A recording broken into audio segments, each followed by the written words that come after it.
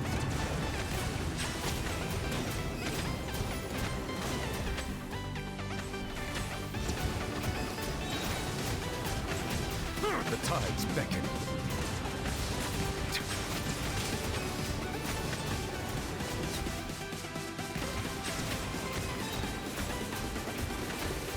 The tides beckon. Gather. Nice, I got it. And now he's dead. 50Ks! 50Ks! Care for a dance? Dance with me! Solidify as you wish. Settle down. Here's it. The tides beckon. Not done yet. Settle down.